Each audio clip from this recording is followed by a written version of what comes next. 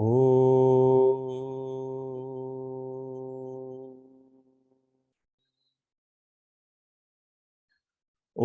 Sahana Vavatu Sahanau Bhunaktu Sahaviryam Karavavahai Tejasvinavadhitamastu ma vidvishavahai. Om Shanti Shanti Shanti. Sadashiva Samarambham Shankaracharya Madhyamam Asmadacharya Paryantam Vande Guru Paramparam. Ramo Rajamani Sada Vijayate Ramam Ramesham Bhaje Ramena Bihata Nishacharachamu Ramaya Tasmai Namaha. Raman Nasti Parayanam Parataram Ramasya Dasosmyaham Rame Chittalaya Sada Bhavatu me Bho Rama Mamuddhara Samasta Jana Kalyane Niratam Karunamayam Namami Chinmayam Devam Satgurum Brahma Vidwaram Satgurum Brahma Vidwaram. Om Apyayantu Mamangani Vak Pranaschakshushrotramatho Balamindriyani cha sarvani Sarvam Brahma Upanishadam Maham Brahma Nirakuryam Ma Brahma Nirakarot Anirakarnamastvanirakaranam me astu Tadatmani nirateya upanishatsu dharmaha te mayi santu. Om Shanti Shanti Shanti. Pratibodha viditam matam amrutatvam hi vindate atmana vindate viryam vidyaya vindate mrutam. Hari Om. We were seeing this fourth mantra of the second chapter. Very important mantra, Pratibodha Viditam Matam. If you noticed, Bhagavan Shankaracharya ji is only describing this part of the mantra until now. Pratibodha Viditam Matam. Only this part, Pratibodha Viditam Matam. He has not even gone to the later part. It's been almost 4 sessions. But the greatness of studying with Bhashya is, now we don't have the background of all other darshanas, all other schools of thoughts. So wherever, whatever thing is relevant, those things will be quoted. Means Bhagavan Shankaracharya ji, regarding this portion, Pratibodha Viditam Matam, what other darshanas have said, all those things he is bringing in one place. So if you understand that, then our hold over this mantra is even more deeper. So with this, we went into a brief introduction into the 9 schools of thoughts, 6 Astika Darshanas and 3 Nastika Darshanas. Astika means what? Astika means those who believe in Vedas, and Nastika is those who don't take Vedas as Pramanam.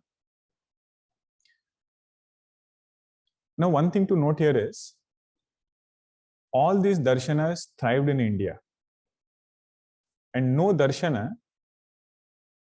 was removed. In the sense, no darshana saw a decline per se. Although Charvak darshana, we say, right, is materialist, and we criticize Charvak also many a times. Oh, this materialist. If you just look at numbers, right, which darshana is enjoying the maximum support, it is Charvak darshan.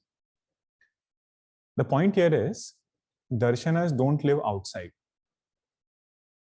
Darshana means vision of life, the ability to see. Darshanas are our own convictions which we have built for ourselves.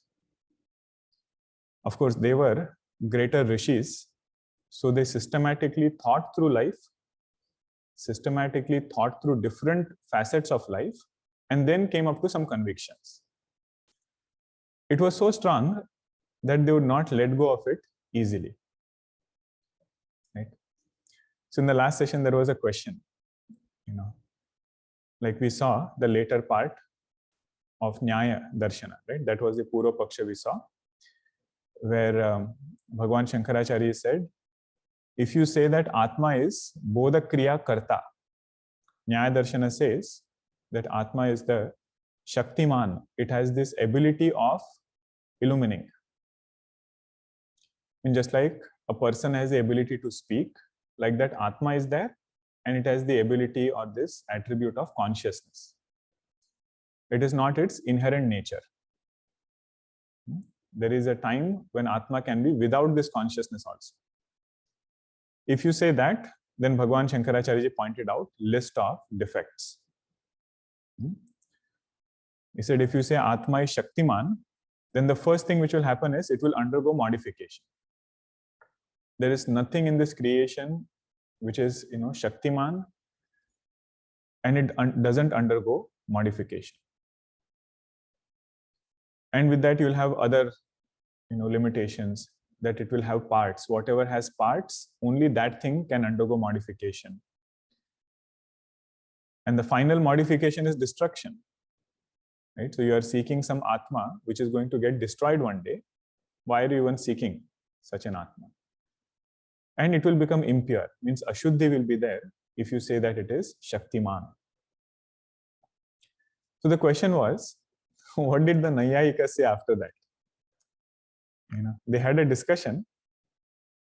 And what was this Naiyayikas' answer after this? Did it stop at this point or something else happened after that? So there are several ways to look at it. One is, now this debate is not actually happening with Naiyayika in front. Bhagavan Shankaracharya is taking that mantra and he's saying whatever Nyaya has interpreted this mantra as, that has these shortcomings. It is up to us if you want to go on the other side. He says there could be some arguments. There could be some other ways of explaining by which they say, no, Atma is still Bodha Kriya Shaktiman. Right? Otherwise, all Nyaya Darshana would have become Vedantas. So they have their own way of explaining, but Vedanta has its own way of refuting. And it will also go back to what are your fundamental assumptions.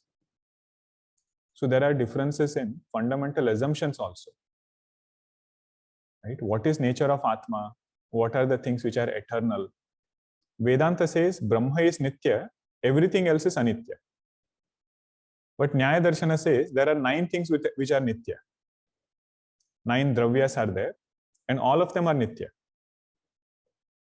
Now see, fundamentally only if you differ in where you start your thinking, so later on there will be other differences. And our purpose is not to reconcile differences. Our purpose is just to appreciate what are the ways in which there are erroneous thinkings possible, and make sure that we don't fall in that category.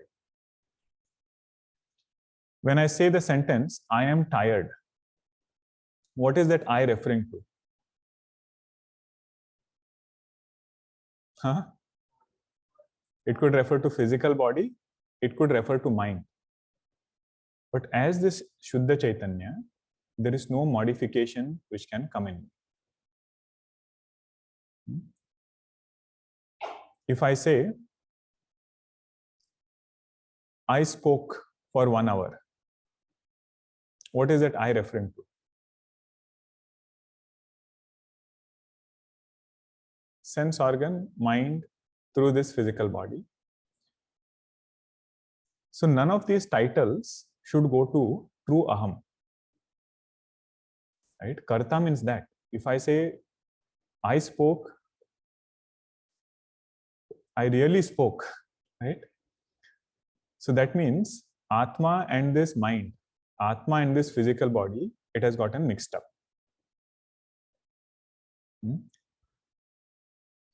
Whatever Kriya is being done, that is done through gunas, it is done through sense organs, mind, all other things. But as Shuddha Chaitanya, what should be our understanding? I am Akarta. right? I never do anything. I don't have experience of things. I am abhokta. So to remove that notion, these Purva Pakshas are helpful. Right? Naaya is saying Atma is karta. Atma is doer. And Vedanta says Atma is akarta. Okay? Now there is other side of the story also. There are some Mahatmas who are great Naiyayikas. And when they had this discussion with Vedanta, from Nyaya they came to Advaita Vedanta. And the best example of this is Madhusudana Saraswati ji. He went to Kashi to study Nyaya. And he studied Nyaya also for several years. But later he met a Vedanta Acharya. And same discussions must have happened. What is your understanding of Atma? All these limitations are there. And from Nyaya, he came to Advaita Vedanta. He has written a work called as Advaita Siddhi, where he is refuting the work of another scholar who has written Nyayamrita. Nyayamrita is another text which is based mainly on Nyaya, which all the logic and everything. And point by point, he refutes. Why? Because that is his forte. Right? He came from Nyaya, so he knows precisely what are the shortcomings, what are the limitations, and he knows the plus of Vedanta also. So in their language, he starts responding. Somebody like Mandana Mishraji. Right? He was a Purva Mimamsa before. And when he meets Bhagavan Shankaracharya ji, when he is convinced that this is what is the way of looking at this truth, they will switch their side. Whether they switched or not doesn't matter. We have to switch. Right? Because this is Sankramanam at Buddhi level. Makar Sankranti we celebrate. Sankranti means what? Going from one place to another. Sun enters a different Rashi on that day. So it is said Adhyatmik Sankranti is this. That first we started from Charvak Darshan. And slowly we got inspired by Mimamsa and Yoga Darshan. Started doing some dhyanam, some ritual, some puja, sadhana. And then slowly curiosity developed. So then Sankhya also came, Vaishesika came, Naaya also came. Just that practice portion of things didn't satisfy. Few more questions came to our mind. And we started seeking answers. Then finally we come to Vedanta Darshan. That is the last darshan. You don't have to go anywhere else after coming here. That is the greatness of our acharyas. Okay, so Nyaya Darshan is what we saw last time. Today we will see Vaisheshika Darshan. Okay, Vaisheshika Darshan. The Pravartaka Acharya, the one who introduced this darshan, thought about it, was Kanada Rishi. And most of their contribution again is in analyzing and systematically classifying this creation to such a detail that we cannot even imagine. Every object has been so thoroughly analyzed. What is time? What is space? What are atoms? Until that point they have gone and analyzed it. Few technical words before we enter Vaisheshika Darshan. They have something called as sambandha. Okay, sambandha means two things coming together. Okay, so one sambandha they call is Sanyoga sambandha. Sanyoga sambandha means temporary union. Two things are together, but they have just come together. They don't depend on each other. Like you have the plate and you have a teacup. Okay, you keep on it. There is sambandha, right, between both of them. But the cup doesn't depend on the plate for its existence. It is not that they'll always be together. You can find one somewhere, second one somewhere else. Sanyoga sambandha. Okay. Second sambandha is called as Samavaya sambandha. Samavaya sambandha. Now, what is Samavaya sambandha? where one depends on the other for its existence. And that thing which depends, it will always be together with the thing on which it dependent upon. Very simple. It is just, when you say the definition, it looks complicated. A red rose. Okay, red rose is there. That red color, you will not find it anywhere else. Meaning, you will not find it by itself. You'll always find it along with that rose. Right? So this sambandha between rose and color, that is Samavaya sambandha. Unlike the plate and the cup, you can find the cup somewhere, plate somewhere. But here you cannot find red somewhere and the flower somewhere. Okay, so this is Samavaya sambandha. There are few more sambandhas, but for this discussion, only 2 is sufficient. When it comes, that we will see. Now first, let us understand what is Vaishesika Darshan trying to say. Then we'll go into Bhashya. First they say, there is Atma, which is inert. It is a Dravya, and it is Anu. Anu means it is very, very smallest of the smallest. It is Anu, and it is Dravya. It is inert. It is matter. If it is matter, then how is this matter, having sentiency? How is it able to speak, and how is it able to do all its transactions? They say there is a sambandha which happens between this Atma, which is matter, and mind. According to them, mind is infinite. Means mind is all-pervading. It is Vibhu. That Vibhu mind comes in contact with Anu Atma. And who does this contact? They say Ishvara does this contact. Okay. They say Vibhu mind comes in contact with Anu Atma. And because of this contact, there is this knowledge which is taking place. Consciousness is not inherent to Atma. You see the difference. Atma is inert, and whenever it is in proximity with mind, knowledge takes place. Okay. Then what happens in deep sleep? See, we will explain. Our definition fits very well. What happens in deep sleep is this contact between mind and Atma, that is not there. Mind dissolves. That is why Atma is there in deep sleep as Dravya.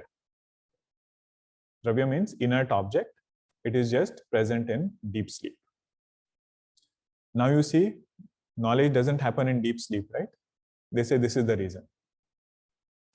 Because there is no sambandha between Atma and mind. Okay. Now, which kind of sambandha is this between Atma and mind? They say it is Samavaya sambandha. Samavaya sambandha means this mind will depend upon this Atma. Whenever you see mind, Atma will always be there. Whenever you see red color, rose will always be there. So like that, between Atma and mind, there is Samavaya sambandha. Okay. Now that is their understanding. Our understanding is not this, but that is how they explain it. Samavaya sambandha between Atma and mind. Now what have they accomplished? How is this different from the previous one? Naaya Darshana said Atma is shaktiman of Bodha Kriya. They are saying Atma is not shaktiman, it is Dravya. So even if whatever is that Guna, right? Even if that goes away, that Dravya is unaffected. For example, if that red flower is there, right? That red color might change, it might fade off. The flower didn't undergo any modification, right? And what did Bhagavan Shankara point out before? He said, if you say Atma is Shaktiman, first defect you will have is it will undergo modification. You remember that sequence we just saw, right? Atma is Shaktiman, it will undergo modification, it will have parts, it will get destroyed. all those limitations will come. But what was the primary point he had raised? That it will undergo modification. So they say, if your Atma is Dravya and it is Nitya, it will not undergo modification. So your problem is solved. It will not undergo modification. It will not get destroyed. So what is the problem? In deep sleep, because the sambandha is not there, knowledge doesn't take place. Even that state is explained. So what is the flaw? We just solved all the problem. Bhagavan Shankara says, come here, you sit. Slowly I will explain what are the flaws from Shastra standpoint and from logic standpoint also. Both things. 82 page number. Yadapi Kanadanam Atmamanah Sanyogajo Bodha Atmani Samavaiti Ata Atmani Bodhrutvam Natu Vikriyatmaka Atma Dravyamatrastu Bhavati Ghata iva raga samavayi Asmin pakshe api Acetanam Dravyamatram Brahma iti Vijnanam Anandam Brahma Prajnanam Brahma Ityadyaha Shrutayaha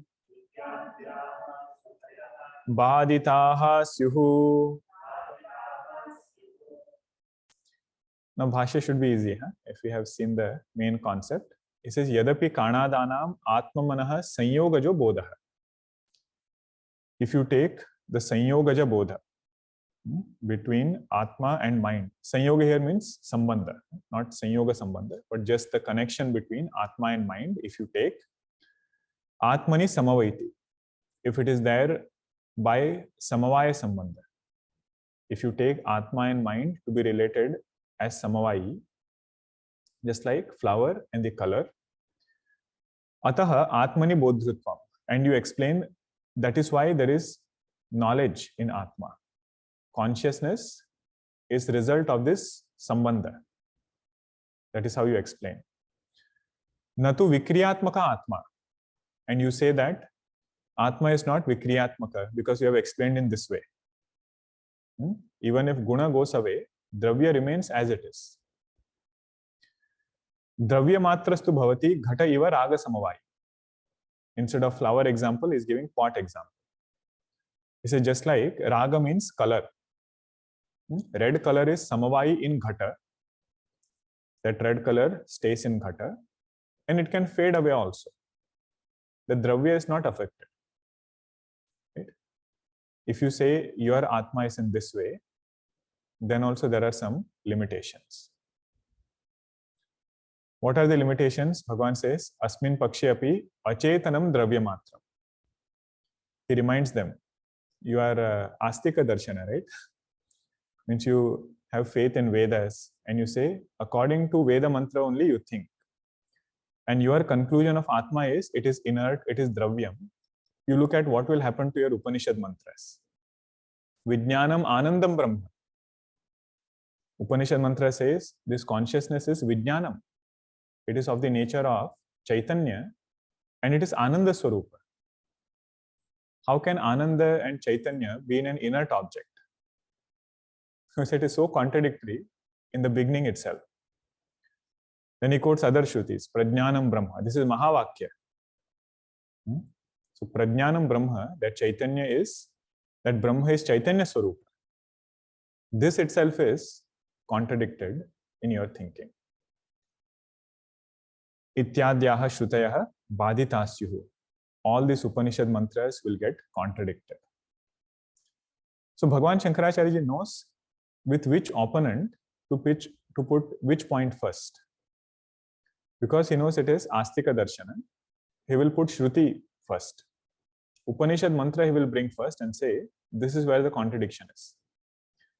If it was Bauddha Darshana, which is going to come today, hopefully, he will say, let us use logic first, because that is Nastika Darshana. They don't consider Vedas as pramana. Right? So his style of debating also is very, very precise. This one was simple, right?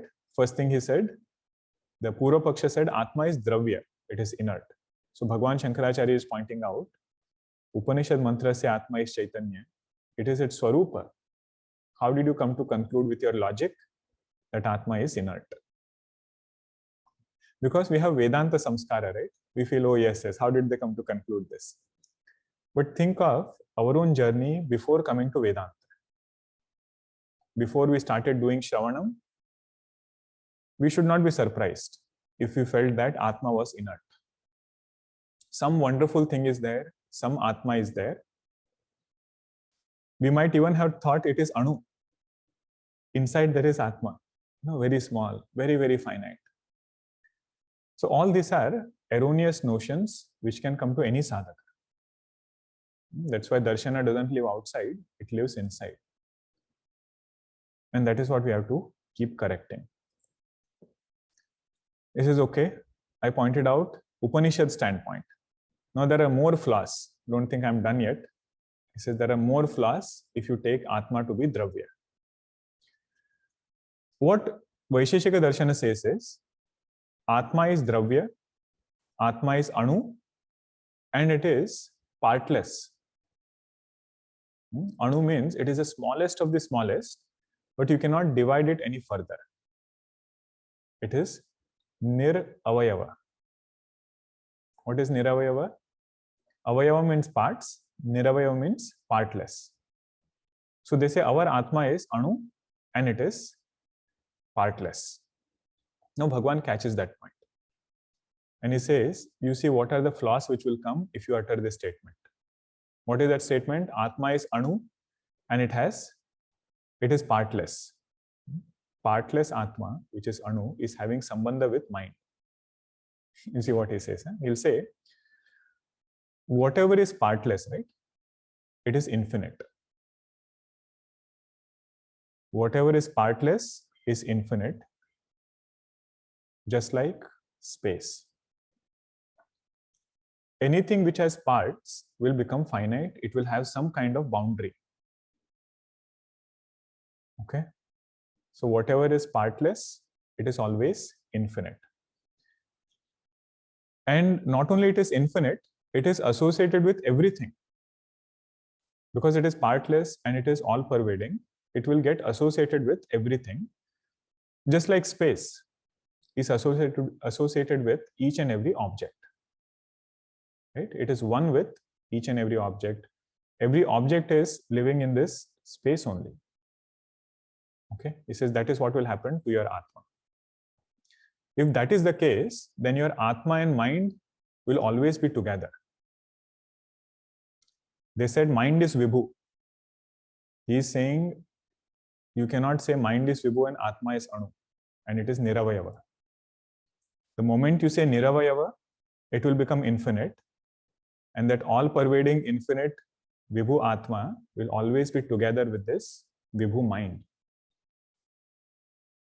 Atma and mind will always be together. What is the harm? This is if that is the case, you can never go to deep sleep. Your definition of deep sleep, you will have to rethink, because what did Vaisheshika Darshan say? Mind dissolves back. It just goes back into deep sleep. He says if that is the case, you will not be able to explain your Sushupti. Why? Because Atma is Niravayava, it has become Vibhu, and that Sambandar with this mind will always be there. And Vaisheshika Darshana, they have accepted one niyama called as Smriti Niyama. Means how does recollection take place? They say when you are experiencing something, you cannot recollect that thing. When you are experiencing something, you cannot recollect it at the same time. Once the experience is done, then you can recollect. Okay.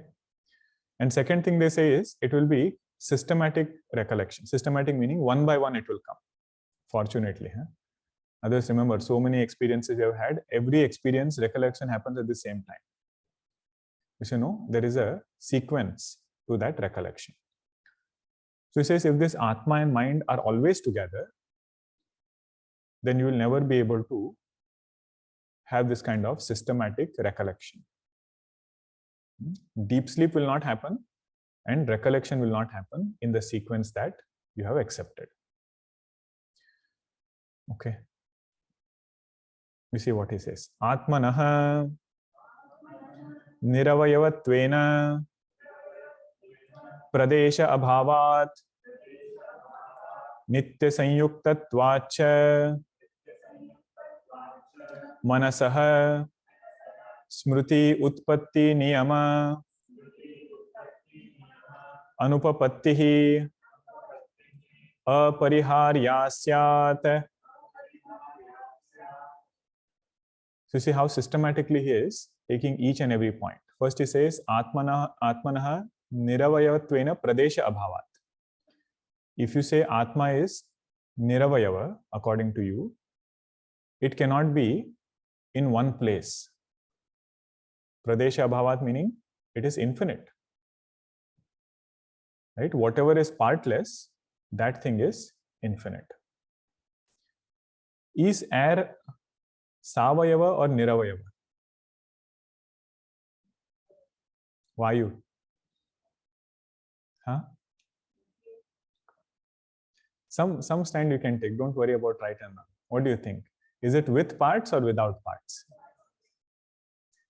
In Vedanta, Vayu is with parts. And the part is density. Ghanatva. You have dense air somewhere and less dense air somewhere. That it is avayava. So see, whenever avayava came, it became localized. You said the air in the mountain is, thinner. That's what they say, right? It's difficult to breathe. And then in some other place, it is having more humidity, more heavier. So avayava is there in air. So it will become localized to some place. Avayava is not only rupa, not only physical form that is going to determine parts. There are different attributes which can bring parts. So he says, just like space which is partless cannot be localized, right? Pradesha abhavat, it will be all pervading. Your Atma also will be all pervading. Then what will happen? Nitya sanyuktatvacha. They have accepted Nitya Sambandha between Atma and mind. So they say Nitya Sanyuktatvacha Manasaha Smruti Utpatti Niyama Anupapattihi. Means here that recollection rule, that you have accepted. Now there can be more intricate details. I tried very hard to find, but there was no much detail available. Anand Giriji's Tika, other commentaries which are there, they don't very explicitly explain what is the Smruti Utpatti Niyama. What is said there is, recollection cannot be at the same time when experience is happening. And second is, there is sequential or some kind of chronology in recollection. So if your mind and Atma is always together, then this problem will happen.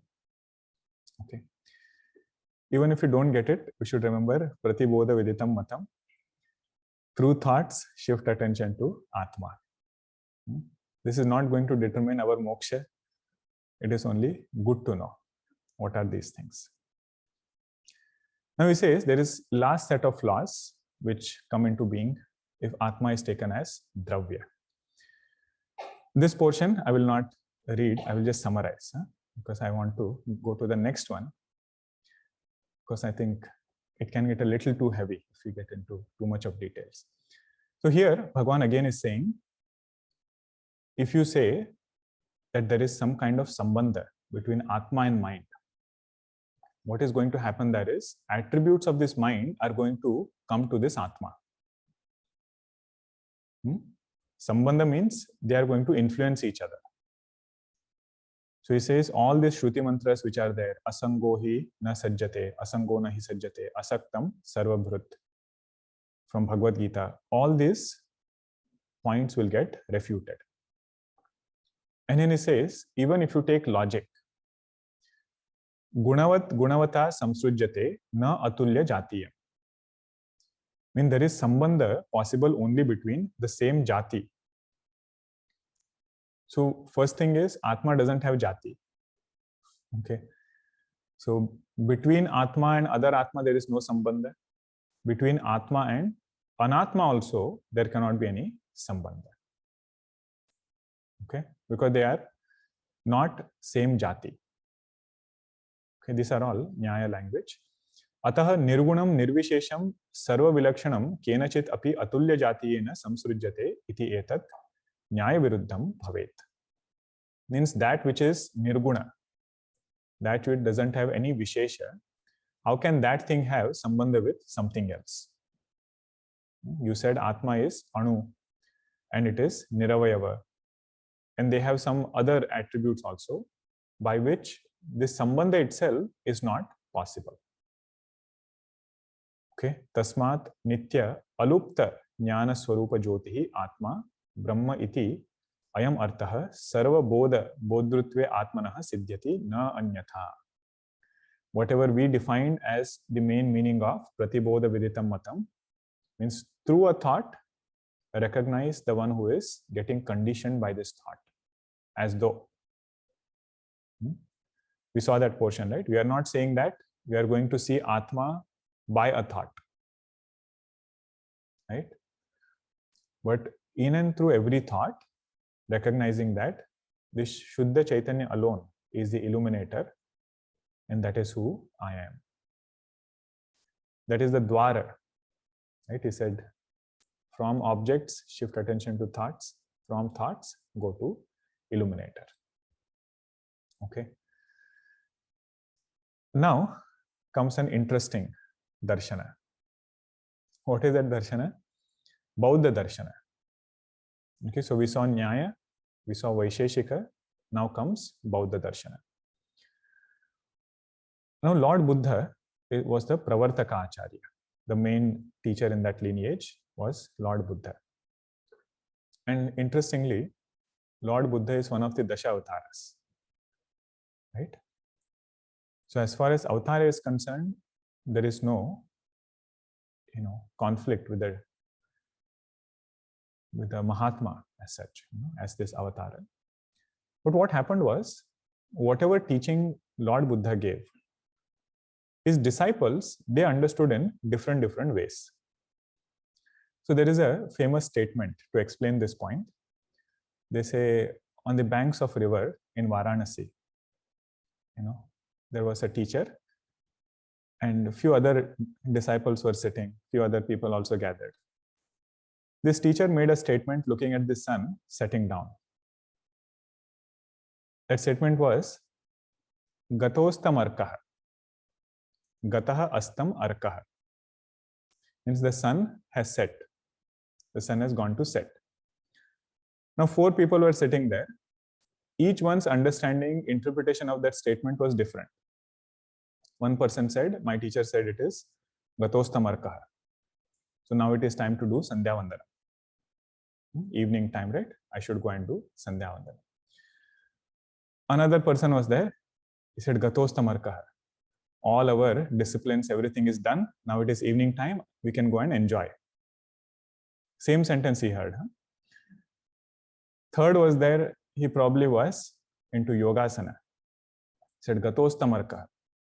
All your Vedanta, Vedic sadhanas are done. Now go and do yogasanas. Evening time is a very good time to do yogasana. And it is said there was a 4th person who was a thief. He said, Gatostam arkaha. Now is the time to get ready to steal. So same sentence, 4 people understood in different ways. So like that, it is possible that teaching is one, but different people look at it very differently. So whenever we say Bauddha Darshana, it is not only one school of thought. There are 4 schools of thoughts within Buddhism itself. Now you'll say, why are we discussing all this? We are students of Vedanta. Why are we discussing Buddhism over here? Actually speaking, Vedanta Darshana doesn't speak until Bauddha Darshana refutes all other darshanas. Those who have studied Vedanta Sara, this is a sequence. Later it will come. We will also study again. It comes in sequence. Means first we will start with Charvak, and then some other darshana will come and refute Charvak Darshana. We'll say, how can this be the purpose of life? How can this be the nature of Atma? Like this, one by one, every darshana refutes each other. And the last darshana is Bauddha Darshana. Vedanta comes and refutes Bauddha Darshana. So the point is, if we pay attention to what others have already refuted, others have already thought, then our understanding of Vedanta will get stronger. How they refute the world, the kind of logic that Bauddha Darshana has, Vedanta students can benefit a lot from them. We don't have to reinvent the wheel, right? They've already refuted the world. We also want to refute the world or negate the world. Refute means not colloquially refute, negate the world. So they have very strong logic. So you hold on to that and then come to say that in this Atma Chaitanya only, this entire world is appearing. But mind doesn't take that statement directly. You say Bauddha Darshana has said this, oh yes, then we will want to, read more, understand more. If you say Vedanta has said that, it's not, very appealing sometimes. Now you see how 4 viewpoints within Buddhism. 4 viewpoints within Buddhism. The first one is called Vaishesika. First viewpoint or school of thought within Buddhism is called as Vaishesika. Now, what is their understanding? They say mind is real, inside world is real, thoughts are real, ahankara is real, and outside world is also real. Means you know the outside world through direct perception. Objects are real and thoughts are also real. Very simple. This is their understanding. Vaishesika. Now this is within Bauddha Darshan. Now the second school of thought, they come and say, their name is Sautrantikaha. Sautrantikaha. They say, mind is real, but outside world is only inferred. What did the first one say? We are seeing the outside world. Second one says, you are not seeing the outside world. You are only inferring that there is a world outside. How do you say that? They say, look at this watch. Okay? There must be an experiment also. They say, look at this watch. Are you looking at this watch or are you looking at Rupa? You are looking at the form, right? Now this form belongs to fire element. Although you say that this watch is made up of 5 elements, this is earth element. So you are not looking at earth. You are looking at fire element. Because guna of fire element is Rupa. What is the guna of earth element? Gandha. Only when you get fragrance, when you smell something, you can know that there is earth element over there. This is, are you looking at earth or are you inferring earth through this smell? You are inferring fire through this Rupa. You are inferring space through the sound. You are inferring water through the taste. You are inferring air through touch. This is the world there or is it being inferred? Because world is nothing but 5 elements. Right? Shabda, Sparsha, Rupa, Rasa, Gandha are these indicators. They are only helping us infer the world outside. So they say you have never seen this world. In fact, you have never seen 5 elements. You say only inferred them through gunas. I say yes, that is true. Then comes another darshan. They are called as Kshanika Vijnanam, Kshanika Vada or Yogachara. They say mind is real, but outside world is void. It is unreal. It is not even there. Why? Because they say if everything are inferring only, inference happens through thoughts. Right? Where are you inferring? Outside or through thoughts? You say through thoughts. And what is the proof to tell or to say that there is a real world outside? If you are inferring everything through thoughts, then it is antar jagat only. So they say mind is real. Inside world is real. Outside world is nothing but void. But you say, how is this, variety coming about?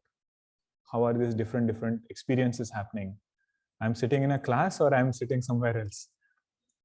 You say all of that is your samskaras. It is alaya vijnanam. Like, you have a pond and you put a fountain on top of it. That same pond water, it will circulate over and over again. Like that, they say, our vasanas, impressions which are there, they are getting tossed up as the experience of this world in the form of thoughts. Very subtle, huh? Outside world itself is remote. But you should remember that is a darshana. Means because outside world is negated or understood as void, they don't say that do whatever you want. They still will give a lot of do's and don'ts, ethical life, discipline. In Buddhism, it is even more, right? In terms of actual discipline outside. But the point to appreciate is they have boiled down this entire world to thoughts. How are you knowing thoughts? Because just now you said seer and seen has to be different. You say only inside world is real. They say within this thought itself, there are two parts. One is aham, another is idam. One is the knower, another is known. One is the observer, another is observed. And they say both these two things are one. Means observer and observed, they are one. Knower and known, they are one and the same. Why? Because they are part of the same entity. But within that, they can know each other. Means the aham can know idam. That can happen, but both of it together is one entity. That is what is this Chaitanya. That is what is this thing which is bringing about all different experiences in our life. This is Yogachara. According to them, outside world is mithya, it is void, but thoughts are real. Ahankara is real. Okay. We are using Vedanta words because we are familiar with that. They will not say ahankara. They will not say. So according to Yogachara Darshan, ahankara itself is Atma. So their Atma is ahankara. And just like ahankara keeps changing, it is momentary, right? Every moment to moment it changes. Thoughts keep changing. That's why ahankara also keeps changing. So their Atma will be what? Momentary, which is kshanika. That is how they get the name kshanika vijnana. Kshanika means momentary. Yogachara or kshanika vijnana, this is the third school within Buddhism. The fourth one is called as shunyavada. Okay, so majority are in this school of thought. We should not take names or make blanket statements because we have not studied their darshan. But in general, whoever most popular names we know in Buddhism, they are from Shunyavada. Madhyamikaha or Vaishyashika. That is also another name. Vaishyashika, I think Bhagavan Shankaracharya only gave. In Bhashya he refers. Vaishyashika, where that name comes, they say, why even this inner world is real. One Yogachara Darshan negated outside world. But they said inner world is real. Shunyavada says inner world is also not real. Means mind or thoughts, even they are not absolute reality. Why is that? They say what happens in deep sleep? If it was real, then it would never go away. Right? So in deep sleep, there is no mind. So mind cannot be your inherent nature. It is not your fundamental identity. Or that is not the truth. All of them are seeking for the truth, right? So they say mind cannot be that truth. Okay. So then what is the truth? They say shunyam. It is void. That is the absolute reality. Okay. All these four schools of thoughts. Now Bhagavan Shankaracharya is going to take only this Kshanika Vijnanam. Okay. Out of this four school of thought, he is going to take Kshanika Vijnanam and explain what is their understanding of Atma and then come to refute it. Okay. But if you go into it, it will take some time. So we'll do it in the whenever we meet next. Okay. So we are not having a session next Saturday because we have our Gita chanting yajna on that day. Many sevaks, teachers also will be busy. They have to join right after the class. And after that, also we have a break for Ram Navami and Swami Ishwarananji's yajna is there. So we'll communicate when is the next session via email. Okay, there are some questions we can take quickly. Om Purnamada Purnamidam Purnat Purnamudachyate Purnasya Purnamadaya Purnameva Vashishyate. Om Shanti Shanti Shanti. Hari Om Shri Gurubhyo Namaha. Hari Om. I hope all of you can come in person for Swamiji's discourses as much as possible. If you can come all the days, that would be the ideal scenario. In particular, the Upanishad mantras in the morning that Swamiji will take and Shivananda Lahari. I'm very sure many of you have not studied it before. You might have heard about it, right? So it is said Jnani's mind has Shivananda Laharis. Jnani's mind is not a quiet mind, means no thoughts. Right? That is not a mind which Vedanta is looking for. Vedanta is looking for a mind which has Shivananda. Lahari means waves. So in that Jnani's minds, there are very beautiful thoughts which rise, and that is of this Ananda. Bhagavan Shankaracharya will open it in a very beautiful way. So evening sessions, do try to come in person. And also there are several other things that are getting planned after that. Ram Navami Parayanam, hope all of you have signed up for that. Look out for some more interesting things this weekend for that Parayanam also. And of course, our Om Run is coming up. So hope all of you have signed up already, along with 3 more families. Okay. Did all 6 darshanas come in the same chronological order as you have shown? No, not necessarily. According to Advaita Vedanta Darshana, there was never a time when Vedanta Darshana came about. Why? Because it is Sanatana. There is no chronology. Bhagavan Vaishyashika was one of the very strong link in this chain. Right? He systematically classified the Vedas and then gave us this teaching.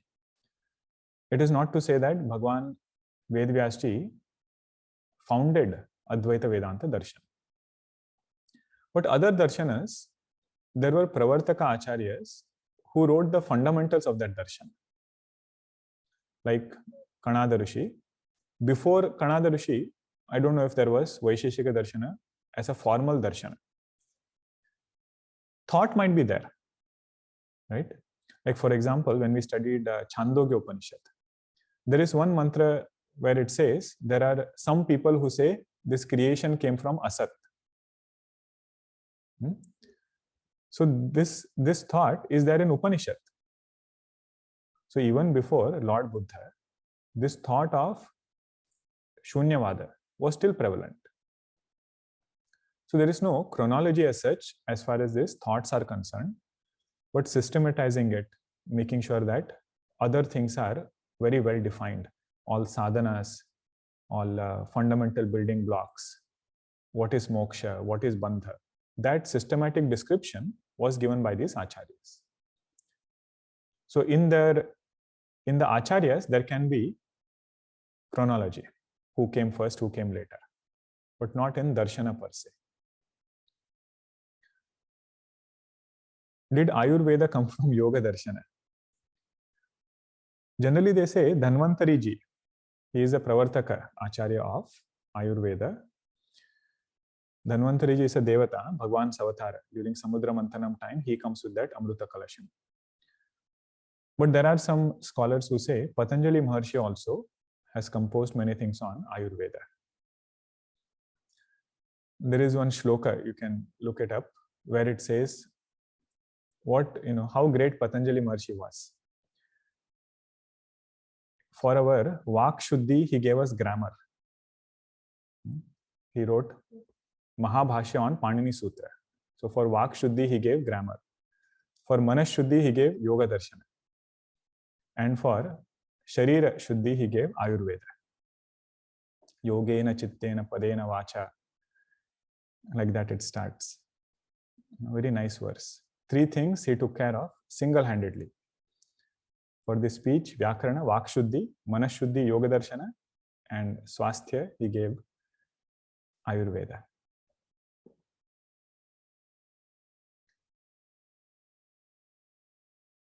Okay. Shunyavada comes closer to Vedanta as it negates both the mind and the outside world. Why did Bhagavan discuss only Kshanikavada? This question will get answered in the next session. Because there is a specific point Bhagavan wants to point out. In Kshanikavada, this is your understanding of Atma. He says if that is your understanding, then the flaw will be such points.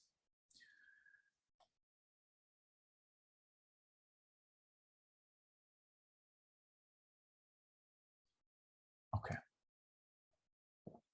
We'll have our study group over here, discussion on this. Om Shanti Shanti Shanti. Hari Om Shri Guru Pyo Namaha. Hari Om. Hari Om.